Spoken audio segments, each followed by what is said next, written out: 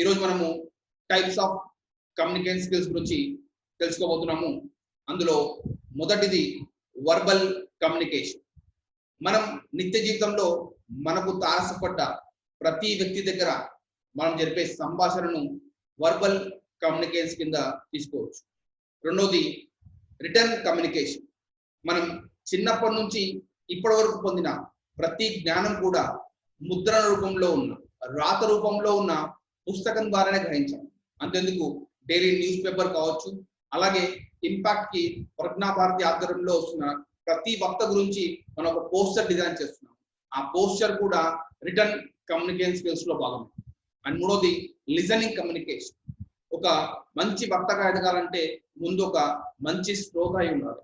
ఎప్పుడైతే మనం మంచిగా వినగలమో అంతకంటే మంచిగా మన కంటెంట్ ని డెలివర్ చేయడానికి అవకాశం ఉంటుంది. నాలుగోది ఎలక్ట్రానిక్ కమ్యూనికేషన్. అది మొబైల్ కావచ్చు, టీవీ కావచ్చు, రేడియో కావచ్చు, మరీ ముఖ్యంగా చెప్పాలంటే సోషల్ మీడియా.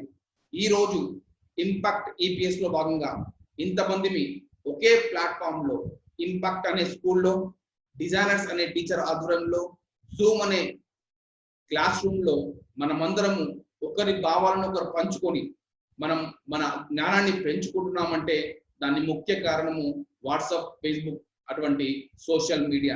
అండ్ తర్వాత వచ్చేసి non verbal communication. So verbal communication ఎంతైతే భాగం ఉంటుందో అలాగే కమ్యూనికేషన్ లో నాన్ వర్బల్ యొక్క బాధ్యత కూడా అంతే ఉంటుంది.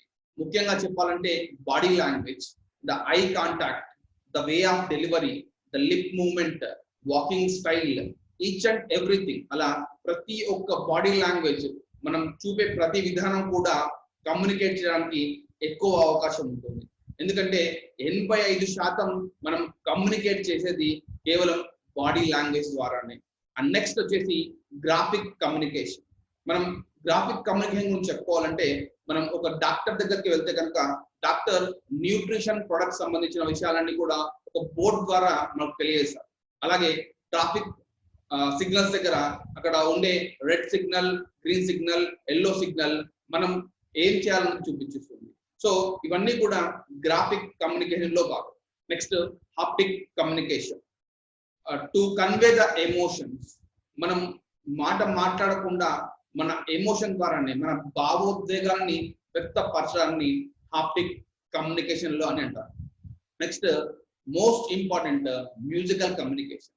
మనం అందరం కూడా సినిమాలకు కానీ, టీవీ సీరియళ్ళకు కానీ, ఆ క్రికెట్ కానీ, ఇంకేమైనా చెప్పొచ్చు, వీటన్నిటికీ మనం అటాచ్ అవుతున్నామంటే అక్కడ మనకు తెలియకుండానే మనకు కావాల్సిన ఆనందాన్ని, మనకు కావాల్సిన దుఃఖాన్ని, మనకు కావాల్సిన బాధని, మనకు కావాల్సిన సంతోషాన్ని, మనకు కావాల్సిన నవ్వుని, ఇలా మన నవరసాలని అక్కడ ఆ సినిమా చూపిస్తుంది. కాబట్టి అంత ముఖ్యంగా ఆ మ్యూజిక్ చూపిస్తుంది. కాబట్టి మనం అందరం కూడా ఆ సినిమాస్ కి కనెక్ట్ కావడం జరుగుతుంది.